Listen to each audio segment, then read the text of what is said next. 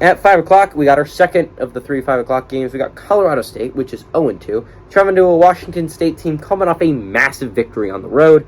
A 2-0 Washington State team that I think could have been a top 25 team. I'm just saying.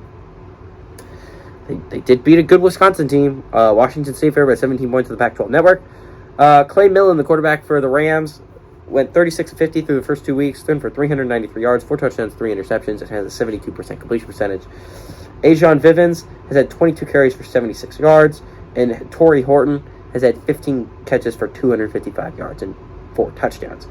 Cam Ward, the quarterback for Washington State, killed it for the first 2 weeks, 43-69, thrown for 4 touchdowns, 2 interceptions.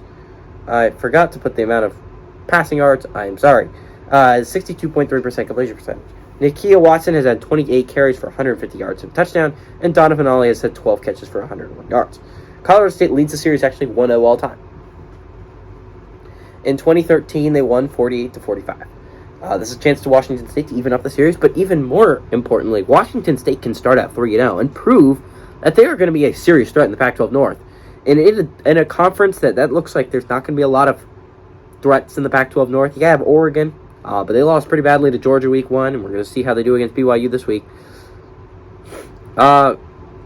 Washington's a team that you could look out for, but there's no clear-cut front runner, in my opinion. It's not like you look at the Big Ten East, you're like, oh, probably Ohio State, right? Realistically, SEC, probably Georgia and Alabama. There's like a 3-man race in the ACC. That's the Clemson, Wake Forest, I think the Coastal. Is that the Coastal? I forgot the size of the ACC. But this is a lot like the other side of the ACC, where there really is no clear-cut front-runner. There's a lot of teams that can compete for that side of the ACC, like UNC and Miami and Virginia and just all these teams that are like there. They're not great, but they're not in the strongest side, right? There's no clear front runner. That's a lot like this Pac-12 North, right? Pac-12 North doesn't really have a front runner. Washington State could win it. Washington could win it. Oregon probably wins it.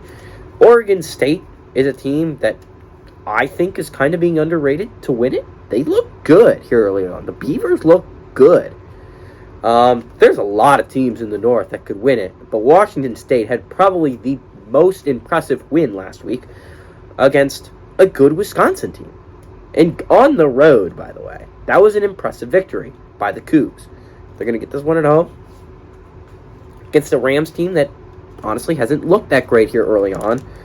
I think Washington State beats them. I think they win them by a lot, cover the 17-point spread, and I think they make a case for top 25 next week.